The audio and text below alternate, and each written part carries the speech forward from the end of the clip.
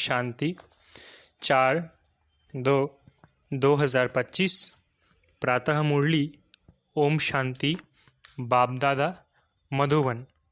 बाबा आज कह रहे हैं, मीठे बच्चे, बाप तुम्हें अविनाशी ज्ञान रत्नों का दान देते हैं। तुम फिर औरों को दान देते रहो, इसी दान से सद्गति हो जाएगी। मीठे बच्चे, बाप तुम्हें अविनाशी ज्ञान रत्नों का दान देते हैं। तुम फिर औरों को दान देते रहो, इसी दान से सद्गति हो जाएगी।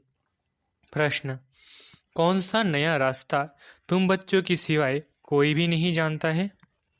उत्तर: घर का रास्ता व स्वर्ग जाने का रास्ता अभी बाप द्वारा तुम्हें मिला है। तुम जानते हो, शांतिधाम हम आत्माओं का घर है, स्वर्ग अलग है, शांतिधाम अलग है। ये नया रास्ता तुम्हारे सिवाय कोई भी नहीं जानता। तुम कहते हो, अब कुंभकर्ण की नींद छोड़ो, आंख खोलो, पावन बनो। पावन बनकर ही घर जा सकेंगे।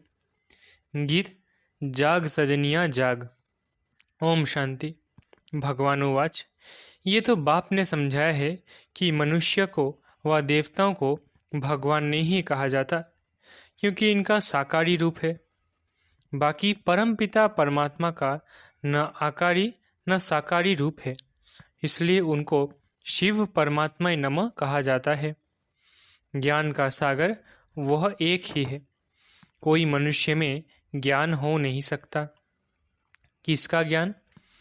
रचता और रचना के आदि मध्य अंत का ज्ञान अथवा आत्मा और परमात्मा का यह ज्ञान कोई में नहीं है।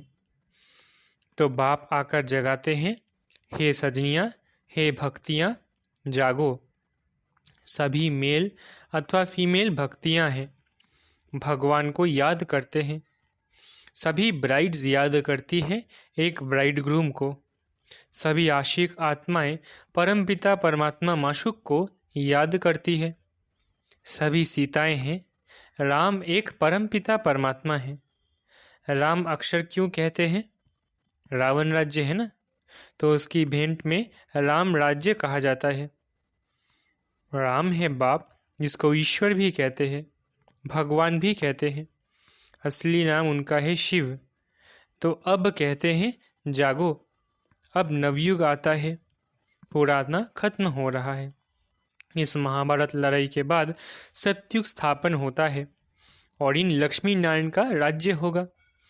पुराना कलयुग खत्म हो रहा है, इसलिए बाप कहते हैं बच्चे, कुंभकर्ण की नींद छोड़ो, अब आंख खोलो। नई दुनिया आती है। नई दुनिया को स्वर्ग सतयुग कहा जाता है। ये है नया रास्ता। ये घर व स्वर्ग में जाने का रास्ता कोई भी जानते नहीं। स्वर्ग अलग है, शांति धाम जहाँ आत्माएं रहती है वो अलग है। अब बाप कहते हैं जागो, तुम रावण राज्य में पतित हो गए हो। इस समय एक भी पवित्र आत्मा नहीं हो सकती। पुण्य आत्मा नहीं कहेंगे। भल मनुष्य दान पुण्य करते हैं, परंतु पवित्र आत्मा तो एक भी नहीं है। यहाँ कलयुग में है पतित आत्माएं, सतयुग में है पावन आत्माएं। इसलिए कहते हैं हे शिव बाबा, आकर हमको पावन आत्मा बनाओ। ये पवित्रता की बात है। इस समय बाप आकर तुम बच्चों को अविनाशी ज्ञान रत्नों का दान देते हैं। कहते हैं तुम भी औरों को दान देते रहो तो 5 विकारों का ग्रहण छूट जाए। 5 विकारों का दान दो तो दुख का ग्रहण छूट जाए। पवित्र बन सुखधाम में चले जाएंगे। 5 विकारों में नंबर 1 है काम, उसको छोड़ पवित्र बनो। खुद भी कहते हैं हे पतित पावन, हमको पावन बनाओ। पतित विकारी को कहा जाता है। ये सुख और दुख का खेल भारत के लिए ही है। बाप भारत में ही आकर साधारण तन में प्रवेश करते हैं, फिर इनकी भी बायोग्राफी बैठ सुनाते हैं। ये है सब ब्राह्मण ब्राह्मणियाँ, प्रजापिता ब्रह्मा की औलाद। तुम सब को पवित्र बनने की युक्ति बताते हैं। ब्रह्मा कुमार और कुमारियाँ तुम विकार में जा नहीं सकते हो। तुम ब्राह्मणों का यह एक ही जन्म है।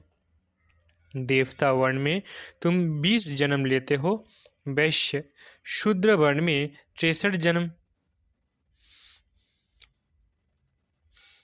देवता वर्ण में तुम 20 जन्म लेते हो, वैश्य शूद्र वर्ण में 63 जन्म। ब्राह्मण वर्ण का ये एक अंतिम जन्म है, जिसमें ही पवित्र बनना है। बाप कहते हैं पवित्र बनो। बाप की याद अथवा योग बल से विकर्म भस्म होंगे। यह एक जन्म पवित्र बनना है।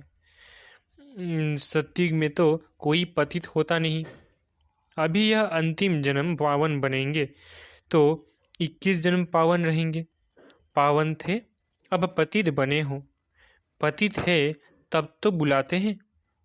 पतित किसने बनाया? रावण की आसुरी मत ने। सिवाय मेरे तुम बच्चों को रावण राज्य से, दुख से कोई भी लिबरेट कर नहीं सकते। सभी काम चिता पर बैठ भस्म हो पड़े हैं। मुझे आकर ज्ञान चिता पर बिठाना पड़ता है, ज्ञान जल डालना पड़ता है। सबकी सदगति करनी पड़े। जो अच्छी रीति पढ़ाई पढ़ते हैं उनकी ही सदगति होती है। बाकी सब चले जाते हैं शांति धाम में। सतयुग में सिर्फ देवी देवताएं हैं, उनको ही सदगति मिली हुई है। बाकी सबको गति अथवा मुक्ति मिलती है। 5000 वर्ष पहले इन देवी देवताओं का राज्य था। लाखों वर्ष की बात है नहीं। अब बाप कहते हैं मीठे मीठे बच्चों, मुझ बाप को याद करो। मन मना भव अक्षर तो प्रसिद्ध है। भगवानुवाच, कोई भी देहधारी को भगवान नहीं कहा जाता।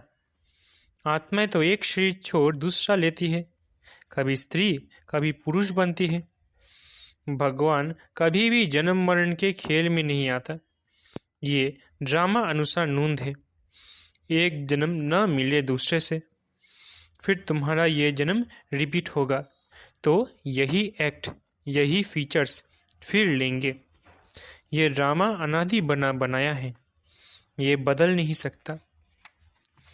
श्री कृष्ण को जो शरीर सतयुग में था वो फिर वहाँ मिलेगा। वो आत्मा तो अभी यहाँ है। तुम अभी जानते हो हम सो बनेंगे।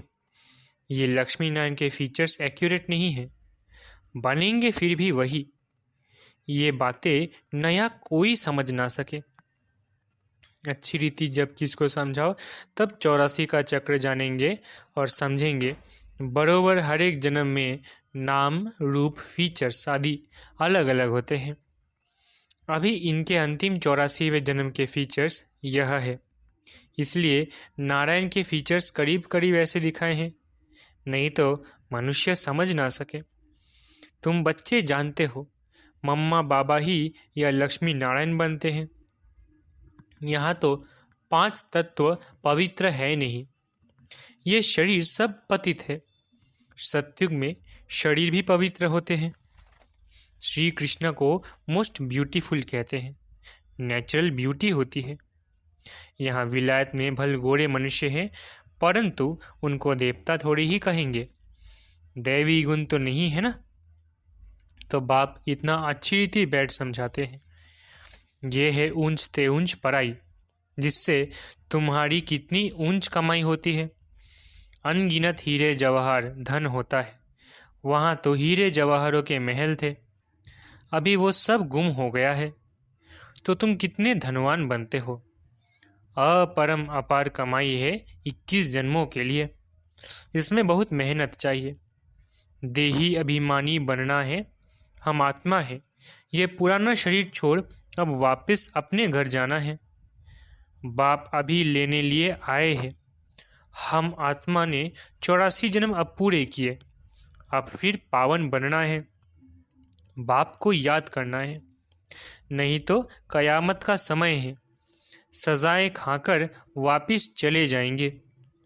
हिसाब किताब तो सबको चुकतू करना ही है। भक्ति मार्ग में काशी कलवट खाते थे तो भी कोई मुक्ति को नहीं पाते। वो है भक्ति मार्ग, ये है ज्ञान मार्ग।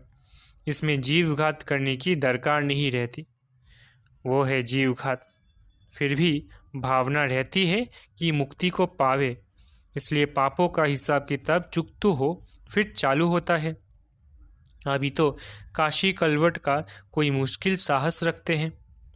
बाकी मुक्ति व जीवन मुक्ति नहीं मिल सकती। बाप बिगड़ जीवन मुक्ति कोई दे नहीं सकते।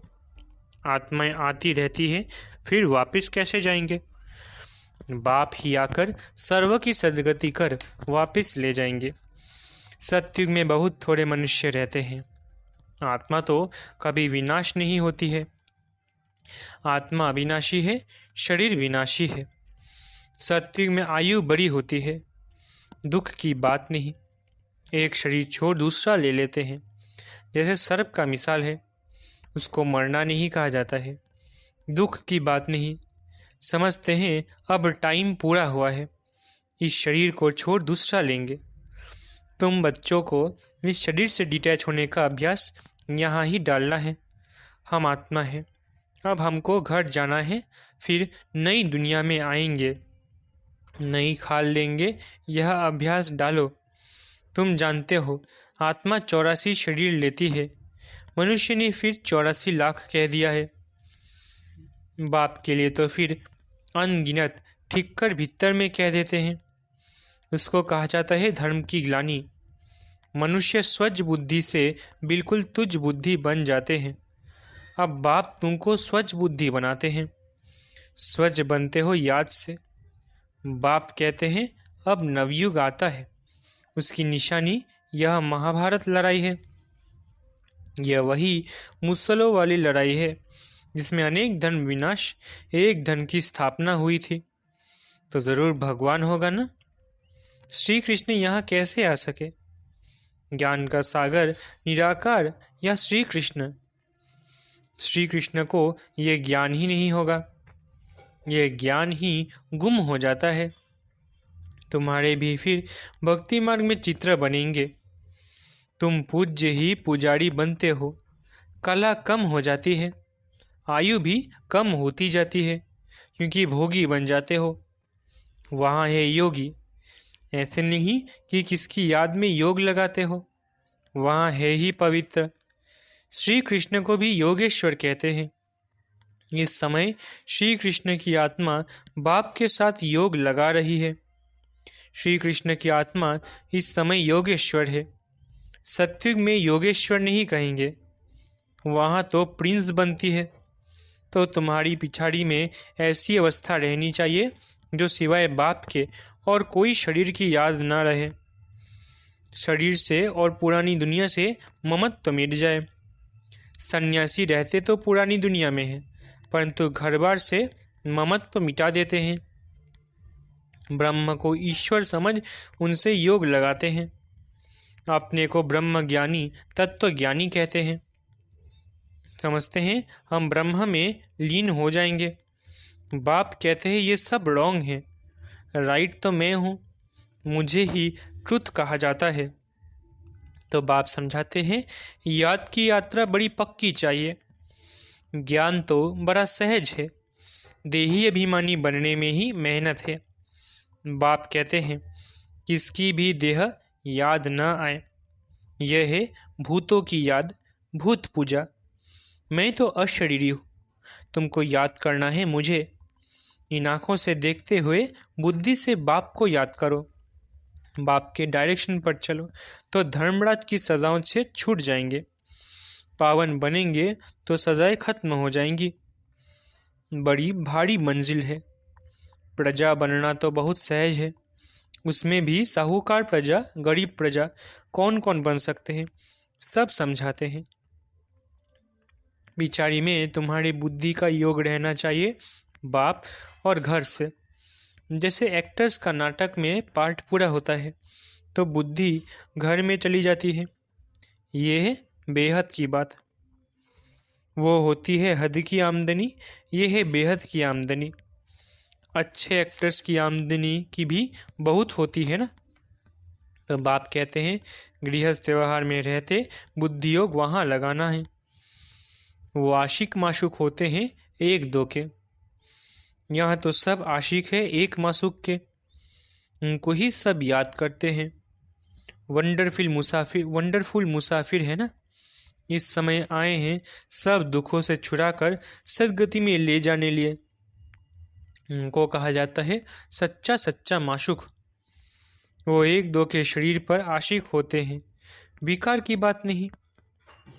उसको कहेंगे देह अभिमान का योग। वो भूतों की याद हो गई।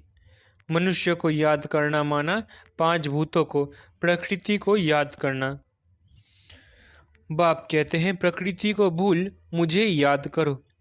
मेहनत है ना। और फिर दैवी गुण भी चाहिए। कोई से बदला लेना ये भी आसुरी गुण है। सत्युग में होता ही है एक धर्म, बदले की बात ही नहीं। वो है ही अद्वैत देवता धर्म जो शिव बाबा बिगड़ कोई स्थापन कर ना सके। सूक्ष्म वतनवासी देवताओं को कहेंगे फरिश्ते। इस समय तुम हो ब्राह्मण, फिर फरिश्ता बनेंगे, फिर वापस जाएंगे घर, फिर नई दुनिया में आकर दैवी गुण वाले मनुष्य अर्थात देवता बनेंगे। अभी शूद्र से ब्राह्मण बनते हो। प्रजापिता ब्रह्मा का बच्चा बना बने तो वर्षा कैसे लेंगे? ये प्रजापिता ब्रह्मा और मम्मा वो फिर लक्ष्मी नारायण बनते हैं। अब देखो तुमको जैनी लोग कहते हैं हमारा जैन धर्म सबसे पुराना है। वास्तव में महावीर तो आदिदेव ब्रह्मा को ही कहते हैं, है ब्रह्मा ही, परंतु कोई जैन मुनि आया तो उसने महावीर नाम रख दिया। अभी तुम सब महावीर हो ना, माया पर जीत पा रहे हो, तुम सब बहादुर बनते हो। सच्चे सच्चे महावीर महावीरनिया तुम हो। तुम्हारा नाम है शिव शक्ति। शेर पर सवारी है और महारथियों की हाथी पर है। फिर भी बाप कहते हैं बड़ी भारी मंजिल है। एक बाप को याद करना है तो विकर्म विनाश हो, और कोई रास्ता नहीं है। योग बल से तुम विश्व पर राज्य करते हो। आत्मा कहती है अब मुझे घर जाना है। ये पुरानी दुनिया है। ये है बेहद का सन्यास। गृहस्थ व्यवहार में रहते पवित्र बनना है और चक्र को समझने से चक्रवर्ती राजा बन जाएंगे। अच्छा, मीठे मीठे सिकिलधे बच्चों प्रति माता पिता बाप दादा का याद प्यारा गुड मॉर्निंग। रूहानी बाप की रूहानी बच्चों को नमस्ते। हम रूहानी बच्चों की रूहानी माता पिता बाप दादा को याद प्यार गुड मॉर्निंग और नमस्ते। धारणा के लिए मुख्य सार। पहला, धर्मराज की सजाओं से बचने के लिए किसी की भी देह को याद नहीं करना है। इन आंखों से सब कुछ देखते हुए एक बाप को याद करना है। अशरीरी बनने का अभ्यास करना है, पावन बनना है। दूसरा, मुक्ति और जीवन मुक्ति का रास्ता सबको बताना है। अब नाटक पूरा हुआ, घर जाना है। इस स्मृति से बेहद की आमदनी जमा करनी है। वरदान, 1 सेकंड की बाजी से सारे कल्प की तकदीर बनाने वाले श्रेष्ठ तकदीरवान भव। 1 सेकंड की बाजी से सारे कल्प की तकदीर बनाने वाले श्रेष्ठ तकदीरवान भव। इस संगम के समय को वरदान मिला है। जो चाहे, जैसा चाहे, जितना चाहे उतना भाग्य बना सकते हैं, क्योंकि भाग्य विधाता बाप ने तकदीर बनाने की चाबी बच्चों के हाथ में दी है। लास्ट वाला भी फास्ट जाकर फर्स्ट आ सकता है। सिर्फ सेवाओं के विस्तार में स्वयं की स्थिति सेकंड में सार स्वरूप बनाने का अभ्यास करो।